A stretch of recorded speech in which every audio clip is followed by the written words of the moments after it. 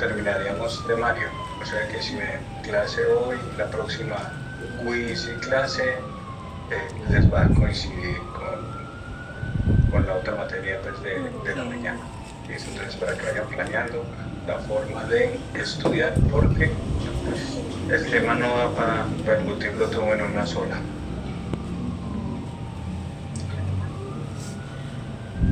Con respecto a la primera parte de hoy, pues... Sí.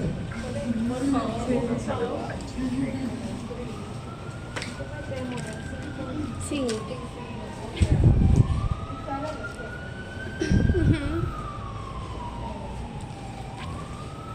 Entonces tendríamos acá, bueno, ya estamos entrando en el terreno de la lesión.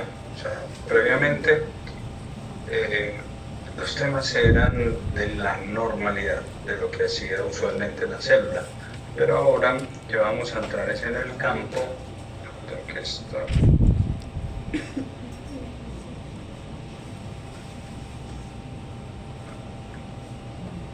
de Robbins, o sea que ya de acá, pues esto ya no sale de doctorado, inclusive esta imagen es ahí de la propia Robbins. ¿Qué dice entonces con respecto a lesión celular? Bien sea que yo pueda tener un estímulo nocivo, bien sea que la célula esté siendo sometida a un estrés, la célula va tomando diferentes rutas. Si una célula está normal y está equilibrada, está en homeostasis. Pero si una célula yo la estreso, yo le aumento la demanda, se adapta. Esa adaptación puede llegar y ser tolerable hasta cierto punto. Si ella no es capaz de adaptarse al estrés o a la demanda, se lesiona. Y esta lesión tiene una característica, tiene por acá un grado en el cual puede ser reversible. Y eso lo veremos en la próxima clase, hasta cuándo yo podría considerar una lesión reversible. Puede tener unas pequeñas alteraciones que no se ven al microscopio, sino que son subcelulares, o puede entrar directamente a un proceso de muerte, vendría siendo la apoptosis. Esta es una muerte programada, y esta es una muerte patológica, tema ya del segundo corte. Cuando ella pasa un punto de irreversibilidad, muere. Lo mismo, pero visto entonces con otro gráfico, es esto. En una célula normal, en el día a día yo la puedo estresar y ella pues, se adapta y tiene aquí este equilibrio de sus funciones. Pero hay algunas que mueren en forma normal. Eso es un tipo de muerte que veremos que se llama apoptosis. Pero esta célula yo la puedo lesionar y cuando se lesiona se adapta. Y si se adapta y sobrepasa los mecanismos de adaptación, se lesiona. Y la lesión puede ser o reversible o irreversible. Si es irreversible, morirán en forma patológica. Lo primero vendría siendo entonces esto, cómo son las adaptaciones celulares frente al estrés. Hay adaptaciones que son normales y hay adaptaciones que son patológicas. Ahí viene este nombre. Fisiológica está hablando de la función normal, patológica está hablando de la anormalidad. Los mecanismos que vamos a ver están prácticamente todos resumidos en esta imagen, pero pues se los voy a ir ampliando en forma progresiva. El primer mecanismo del cual vamos a hablar vendría siendo la atrofia. ¿Qué significa? Definición: reducción del tamaño de las células, tejidos u órganos. Puede ser por falta de uso, porque no le está llegando información neuronal, porque no le están llegando hormonas, por la isquemia, por malnutrición. Y ahí tendríamos cómo se atrofian los músculos después de permanecer mucho tiempo inmovilizado, como ocurre como cuando alguien se fractura. Entonces aquí están las flechas dirigidas hacia adentro. ¿Qué es la atrofia? La atrofia vendría siendo una célula que tiene un tamaño y, como decía entonces la diapositiva, o se quedó sin nutrientes, o por falta de uso, pues la célula adquiere un tamaño menor. Hacer esta progresión a ser cada vez más pequeña, esa vendría siendo la definición de atrofia. Todo lo contrario, hipertrofia. Entonces, hipertrofia es, tenía este tamaño y paso a este tamaño. Entonces, la hipertrofia es el aumento del tamaño de la célula. Y eso se debe o porque la estoy colocando a trabajar más, como podría ser el corazón, como podría ser el músculo. Entonces, este es un mecanismo de adaptación. Recuerden que los dos que llevo y todos los demás que voy a decir pueden ser cualquiera de los dos adjetivos. Puede ser fisiológico o puede ser patológico, ¿no? Puede ser normal o puede ser anormal, dependiendo de cada condición. Entonces, hiper es mucho, trofos es tropismo o crecimiento o nutrición. Entonces, una hipertrofia es un incremento en tamaño. Hiperplasia. Hiperplasia es un aumento en el número. Había una sola célula y en este caso pase a tener 3. Pueden ser 5, puede ser 7, puede ser 9. Es un incremento en número. Y eso, pues obviamente solamente puede suceder en las células que tengan capacidad de división. Yo no puedo tener hiperplasia en las neuronas porque ellas no tienen esa capacidad de división. Que sí puede tener capacidad de división en la piel, las glándulas, el intestino. Entonces, esto de acá vendría siendo hiperplasia. Incremento en número. Hasta el momento, ¿qué piensan? Van al gimnasio y quieren tener más masa muscular. ¿Cuál vendría siendo el fenómeno normal? Una hipertrofia, una hiperplasia. Hipertrofia. Hipertrofia es un incremento en el tamaño. ¿Cuál es el estrés? Alzar o manejar una carga. ¿Cuál es el resultado en la célula? Microrupturas. ¿Cuál es el mecanismo de adaptación? Incrementar el tamaño. Entonces, eso vendría siendo el efecto con el gimnasio. Y hay uno que se denomina metaplasia, y ustedes ven ahí un cambio en colores. Esa es una alteración que hasta cierto grado puede ser reversible. Entonces, una célula es reemplazada por otra. Entonces, esta es una célula madura y esta es otra célula madura. Entonces, si yo cambio un tipo de célula por otra célula, ambas maduras, esto se denomina metaplasia, y aquí están colocando un par de ejemplos. La del exófago y ahorita veremos otras más. Y la última vendría siendo displasia. Displasia es un cambio en el tamaño, forma y organización. Por ejemplo, esta se volvió más pequeña y ya no es un cuadrado, sino que es un rombo. Y esto puede estar asociado a irritación o inflamación. Y ojo, aquí dice esto, puede malignizarse. Si a ustedes alguna vez les hicieran un examen y les apareciera este término, lo que están diciendo es que tenga cuidado. No es que tenga un cáncer, pero está esto. O sea, está muy cerca de que esas células se transformen en un cáncer. Y a quien posiblemente le hagan con mayor facilidad ese diagnóstico, a las mujeres. ¿Por qué? Porque hay un virus, el virus del papiloma humano, que puede producir cambios en las células del cuello uterino después de que hayan iniciado una vida sexual. Este virus contagia esas células y va produciendo modificaciones que con el paso del tiempo se podrán ver como cambios displásicos. Entonces, el ginecólogo les va a decir, no es un cáncer, pero esto está sospechoso y hay que hacer algún tipo de acción, pero todavía no. Pero si no hacen algo, sí podría terminar siendo un cáncer. Entonces, displasia no es igual a cáncer, pero sí es un proceso ahí intermedio. Resumiendo, atrofia, que vendría siendo una reducción en el tamaño A, tamaño B.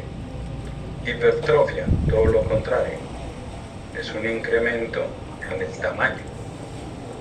Cuando yo tengo cambios de número, ahí aplica también atrofia. Entonces, atrofia no solamente disminuir el tamaño, también puede ser disminuir el número de células. Hiperplasia, ya saben que es el incremento en el número de células.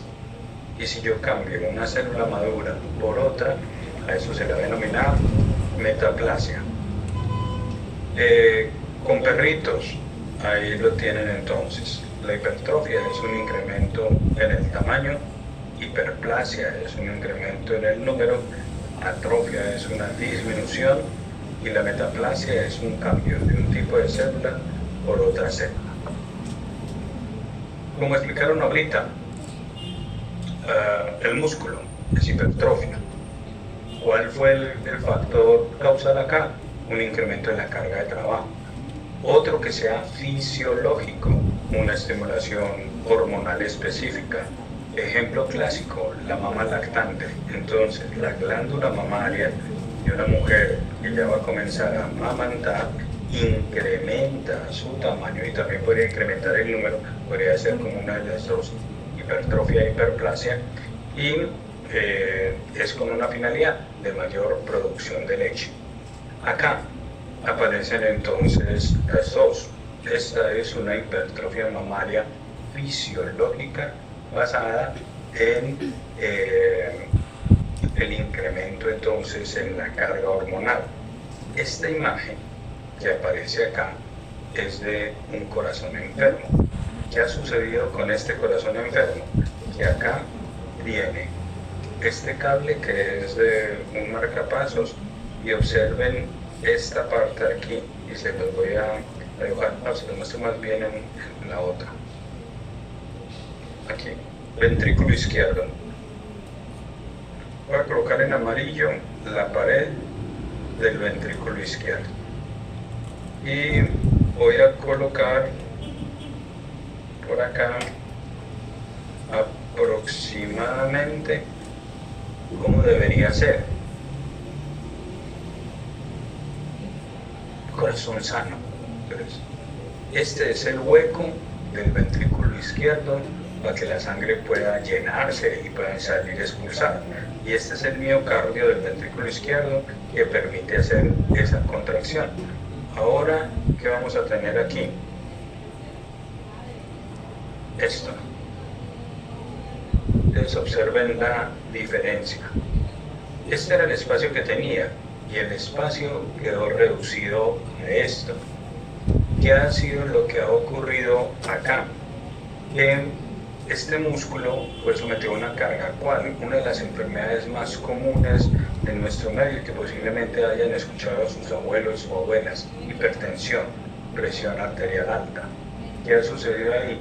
Que el corazón entonces comienza a ser forzado a bombear la sangre con más fuerza porque los vasos están muy duros o están muy rígidos, y al tratar de hacer eso entonces necesita mucho esfuerzo para poder sacar la sangre, mucho esfuerzo, como estar en el gimnasio.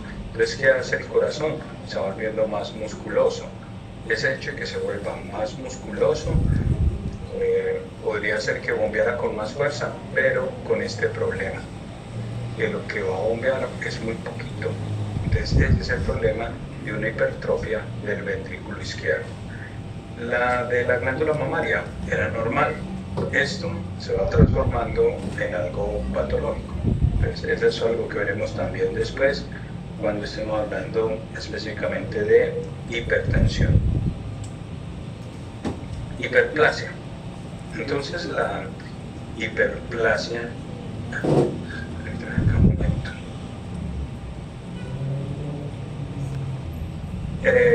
la hiperplasia, entonces ya vimos incremento en el número de células, y eso se va a dar en las poblaciones que tengan la capacidad de división. Ejemplos que aparece acá vendrían siendo las células de la glándula mamaria, y depende entonces de la capacidad de... en un momento. Hiperplasia. Entonces tendremos acá como el de las células y de la glándula mamaria, y obviamente tienen que ser en células que tengan esa capacidad de división. Otra que tenga capacidad de división, útero. Entonces las células del endometrio tienen esa también capacidad de adaptación. Redondeo, útero, parte externa, cavidad del útero. ¿Qué reviste esta cavidad del útero? Algo que se llama endometrio. ¿Cómo debería ser eso? Muy delgado, una lámina. Y observan ustedes aquí un mundo de carnes, todo esto de aquí. Todas estas carnosidades que se están viendo ahí es tejido endometrial anormal, y en este caso vendría siendo de una patología que se llama endometriosis. Entonces, la endometriosis es ese crecimiento anormal del tejido. Hiperplasia, ya les dije, normal, por un efecto de hormonas o por una acción de un órgano que está respondiendo un poco más frente a un reto. La patológica les podría ser también por una parte hormonal, y aquí tendríamos a todos los hombres que están acá. En algún momento todos los hombres, pues si llegamos a estar más viejos, tendríamos este problema, y es que el estímulo hormonal que ocurre sobre la próstata va a hacer que ella sea grande, e indefectiblemente todos vamos a tener algún problema de la próstata, porque ese estímulo de la próstata va a hacer que crezca y que comience a estrechar el tubo por donde sale la orina. Entonces, pero ven ustedes que hay todos los viejitos con algo de goteo, disminución del chorro, todo lo demás, pero esto es por un efecto hormonal. ¿Cuál vendría siendo parte del tratamiento? Pues dar medicamentos contra el efecto hormonal que está recibiendo aquí la próstata. Este de acá podría ser, es solo una foto, pero podría ser por dos causas. Miren aquí, la encía, una encía completamente normal, sanita, rosada. Y observen, esta encía está aumentada, está mucho más gruesa, está mucho más rojiza, está mucho más brillante. ¿Por qué podría ser? Por esto, por el sarro que se mete acá y comienza a generar inflamación. Podría ser por medicamentos, por un medicamento que vendría siendo el Epamil, uno que también puede generar ese tipo de hiperplasia. Y aquí observen cómo se vería al microscopio eso. Esto no les toca tanto a ustedes las imágenes del microscopio, pero es para que entiendan cuando vayan mirando estas imágenes en los libros. Un tipo es el núcleo de alguna célula. Y observen que aquí tendríamos los núcleos pequeñitos, pero aquí ven cómo se incrementó casi como después de esta barrera verde, un incremento en el número de células. Aquí era un número X y aquí se duplica, triplica, cuatriplica esa parte. Si me voy al mundo de la optometría, ustedes manejarán mucho una patología en la cual, si existe acá una estructura que se denomina ojo, y esta es por acá la nariz, y aquí tendríamos una estructura que es la córnea,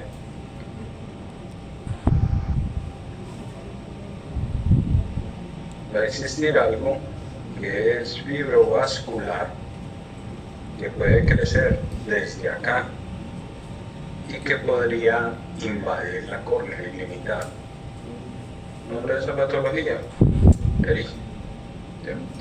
Entonces, ¿qué sucede en el pterigio? El pterigio, desde el punto de vista microscópico, es una combinación de dos de las cosas que les he dicho. ¿Cuál? La que les acabo de decir. El pterigio, hay una hiperplasia conjuntival, ese vendría siendo uno de los mecanismos, y el otro vendría siendo una metaplasia escamosa. Existen unas células de la superficie, debido a la irritación, el polvo, bueno, los diferentes factores ustedes aprenderán, hacen que ese tejido crezca, y pues, si va progresando, pues podría afectar aquí la córnea. Entonces, pterigio es una combinación de las dos, de una hiperplasia conjuntival y una metaplasia escamosa. La atrofia, que vendría siendo la disminución. ¿Qué puede causar atrofia? 1. La pereza. No utilizo esa estructura, no hago absolutamente nada. 2. Por acá, la pérdida de la inervación. Si han visto alguna vez a una persona con una lesión medular, ven que por encima de la lesión medular tiene buena masa muscular, por debajo, su piel, sus músculos son muy sequitos. Eso es una pérdida de la inervación. Otro, por acá, isquemia. El tejido se queda sin perfusión y comienzan las células a mandar señales. Ustedes podrían pasar alguno sin ser llegar todavía a lesión. Cuando dejan un pie en una posición prolongada, tienen una isquemia transitoria y van a sentir un calambre porque el tejido nervioso está comenzando a avisar, estoy sufriendo, y ahí es donde tendrían el calambre. No se han lesionado, pero ya tienen un aviso ahí de que iba en esa parte. ¿Dónde verán ustedes por acá efectos que tengan que ver con una alteración, con isquemia y una combinación por acá con la 7 que vendría siendo compresión? Van a ver en el glaucoma. En el glaucoma hay un incremento de la presión dentro del ojo y ese incremento de la presión dentro del ojo va a afectar el nervio óptico. Resultado, atrofia del nervio óptico. Uno de los que ustedes verán. Esa atrofia es una disminución. El otro, Profe, no como. una pregunta. ¿Tendría solución, o sea, o es irreversible?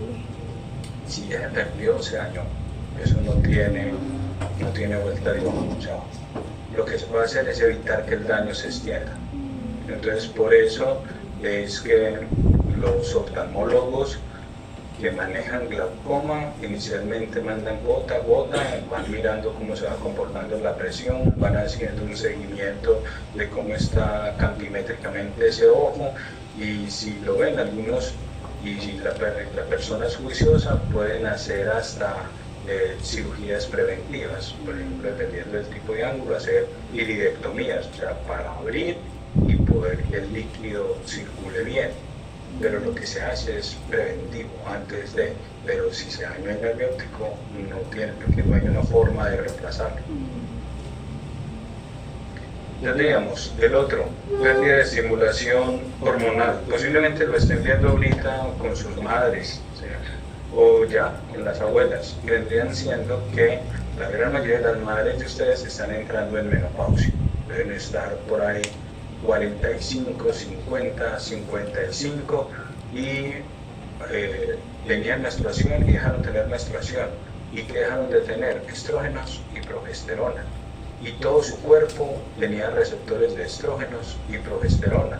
Y de un momento a otro, que van a ver en sus madres? Uno, que comienzan a treparse de peso, así, de un día para otro. Lo otro, podrían tener cambios en la piel se les comienza a vegetar muy rápido, se comienzan a arrugar muy rápido, ya la textura ha cambiado. Y cambia tanto que podría afectar, por ejemplo, hasta células del cerebro. Van a ver cómo sus madres van a tener algo que le llaman una niebla mental. Es como una especie de empelejamiento, que llegan y que bajan a la cocina y dicen, ¿yo a qué bajé? Yo bajé o me iba a ir o a qué vine, o qué era lo que tenía que hacer, o sea, una niebla para hacer las cosas. Y eso está mediado por hormonas y se ha perdido. Lo mismo en los hombres. ¿Qué va a pasar? Si en el hombre, bueno, en el hombre no es tan marcado como en las mujeres, pero en los hombres también disminuyen las hormonas. ¿Qué hormonas van a disminuir? Testosterona. Y entonces, cuando está así pollito, pues como un conejo, todo lo que se atraviese y tenga sangre ahí se están montando. A medida que vayan envejeciendo, pues el deseo se disminuirá, habrá una mayor probabilidad de que exista disfunción eréctil y una pérdida del deseo por disminución de testosterona. Y además algo que afecta mucho, la sarcopenia, una disminución de la masa muscular. Sostener esa masa muscular es muy difícil, por más ejercicio que haya. El envejecimiento, que viene acompañado de lo otro, y ahí vamos, combinando envejecimiento y disminución de testosterona. Creo que fue 6 veces Mr. Olympia, ¿sí? Arnold. Y Arnold, pues obviamente ahí hay química, ¿no? Eso pues, natural nunca fue. Él se chutaba y se metía a media farmacia. Pero también era juicioso entonces en la parte de entrenamiento.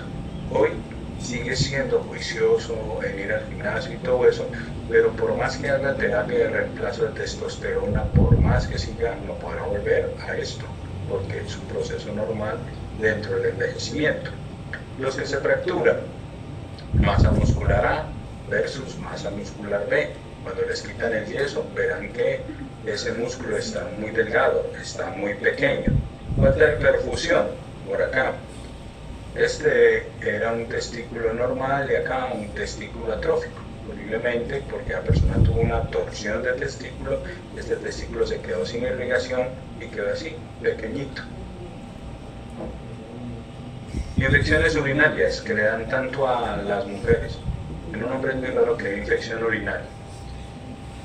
Si una persona va teniendo infección urinaria, eso es una infección, una inflamación, y hay que responder a esa infección e inflamación. Resultado final, se van formando cicatrices. Efecto final, lo que era riñón, esto que estoy colocando por acá en verde, lo era, pero ya no lo es un hueco. Entonces, con cada infección urinaria van a ir generando daño y daño en el riñón hasta que puede llegar a un efecto terminal. Le sacamos compromiso, atrofia, una célula normal y aquí disminuyó su tamaño.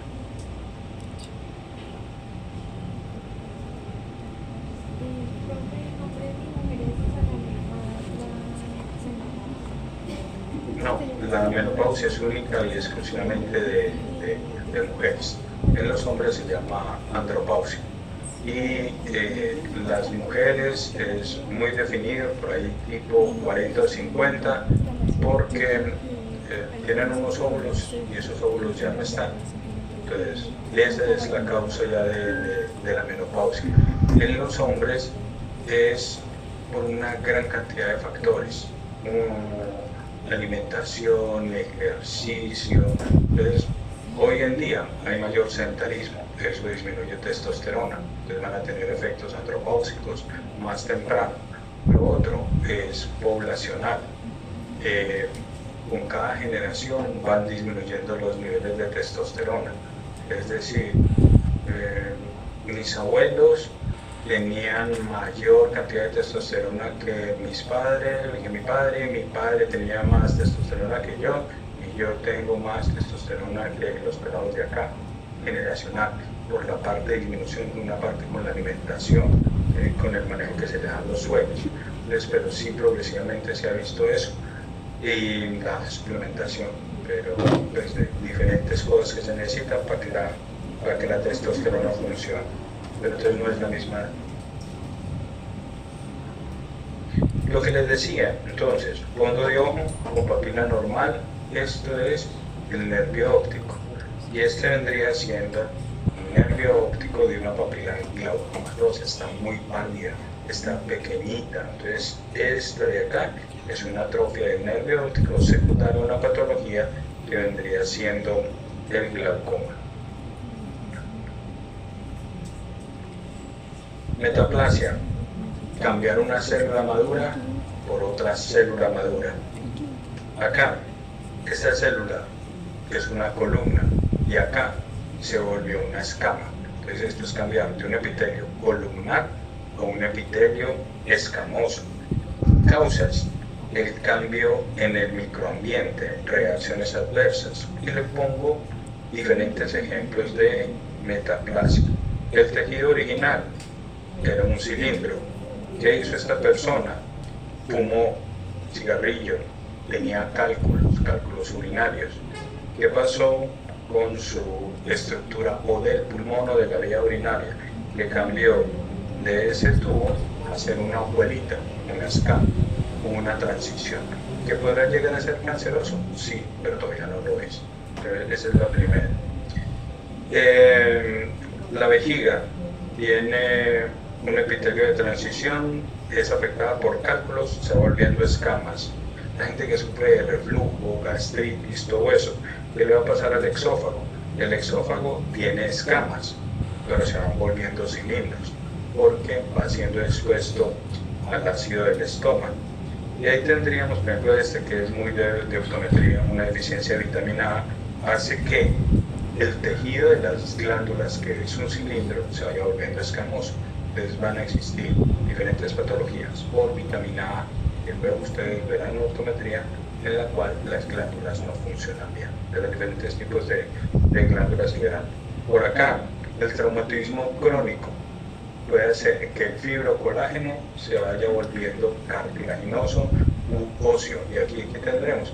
Los deportistas de alto rendimiento, que constantemente van sufriendo traumas y traumas y traumas en la articulación, los futbolistas en el tobillo y en el metatarso o en la rodilla, los tenistas en el codo o en el hombro. Entonces los traumas van a ir generando alteraciones. Una, la más común por acá, el cigarrillo. Entonces el cigarrillo siempre ha tenido una campaña publicitaria poderosa. Por allá hacia los años 40 o 50, si ustedes ven películas de esa época, todos fumaban. Toda la película era fume, fume, fume. Porque fumar era lo que se veía como más elegante y más poderoso dentro del cine, como un símbolo de estatus y de elegancia. Si veían cómo era la parte del avión, en el avión todo el mundo era fumando. Entonces esa era una parte, y había publicidad en la cual se les pagaba a los médicos para que los médicos publicitaran y dijeran que fumar era bueno. Y decían así, el cartel decían: los médicos fuman Camel, que es un cigarrillo que se vendió mucho en Estados Unidos. Y yo tuve, imagínense, ya profesores, pero ellos venían obviamente de esta escuela por allá de los 50 y todo, que eran muy fumadores. Inclusive uno de los míos, eso en la época donde eran otras cosas, ya hoy no, pero él era el que dirigía en el hospital infantil el área de enfermedades respiratorias de niños. Era un pediatra especializado en enfermedades pulmonares de niños. Y cuando uno pasaba ronda con él era fumando en la ronda, en niños con neumonía, ¿sí? Y entonces era uno primer profe, ¿sí? Y una mamá una vez en una ronda le dijo: doctor, ¿y ese humo no es malo para el niño? Y él llegó, ¿cómo le dijo? Sí, y siguió en la ronda, ¿sí? Entonces, pero vean el poder tan fuerte que existía en eso. Después salieron ya todos los estudios de todo el cáncer. O sea, si yo fuera a hacer un examen y dijeran: primer factor de riesgo para cáncer de pulmón, fumar, ya, listo, esa es toda la respuesta que tienen que dar, ¿sí? Eso se lleva el 95% de los cánceres de pulmón. Y así es como se ve cuando se va quedando ese hollín por acá. Ustedes, ¿a qué están expuestos? Vuelve y juega a publicidad agresiva. Y publicidad agresiva con esto, con el vapeo. ¿Y cuál es la publicidad agresiva? Que vapear no hace daño, que vapear se ve cool, que todos vapean, que vapean desde el colegio y que eso se ve muy bien porque ese humo huele rico y es de cerecita o es de fruta o es de sandía. ¿En qué van ahorita ya los estudios? Que si a mí me dijeran como escoger el menos peor, y usted que quiere, fumar o vapear, yo iría a fumar. O sea, los dos son malos, los dos van a dar cárcel, pero ¿quién está produciendo más daño? Está produciendo más daño el vapeo, porque el cigarrillo tiene sus toxinas, pero el vapeo, para poder que en ese humo huela rico y que sepa pesar a todo lo que venden, entonces ahí en forma publicitaria le tienen que colocar butilo, butirato, isopentilo, benzo. Eso no lo tiene un cigarrillo. ¿Y qué son esto? Son unas sustancias químicas. Esas sustancias químicas, ¿dónde están entrando? Están entrando en la vía aérea. La vía aérea está diseñada para que entre oxígeno y para que salga dióxido de carbono, pero no para que esté expuesta al butilo, isopentilo, benzilo, y estos todos, absolutamente todos son cancerígenos. ¿Y qué son? Irritantes. Y cuando son así, irritantes, ¿qué van a producir? Metaplasia y finalmente displasia y después cáncer. Y ahorita están viendo los neumólogos que manejan todo lo de apeo, muy peladitos, o sea, gente de 18, 20 años ya con insuficiencia pulmonar, ya siendo incapaces de respirar. Y apenas estamos mirando los casos, pero es indefectible que van a comenzar a aparecer, porque la presión publicitaria es mucha. O sea, cada uno está, ustedes van a cualquier Oxxo, van y ni les preguntan si tienen cédula, cualquiera. Ahí van, y en las fiestas tendrían desde pero la evidencia está mostrando que siendo mucho peor que el propio cigarrillo, porque genera mucha adicción. Ejemplo, libro de patología, mira, este es el EVALI, los estudios, así se llama, es la enfermedad EVALI, la enfermedad pulmonar asociada al vapeo. Entonces, en este estudio, que este es uno de los journals más importantes en medicina, el Journal de Medicina de New England, están mostrando entonces aquí que se están viendo en las tomografías. Esto por acá, o sea, lo normal de un pulmón debería ser como este pedacito negrito de acá. Eso es lo normal. Y observen que queda muy poquitico.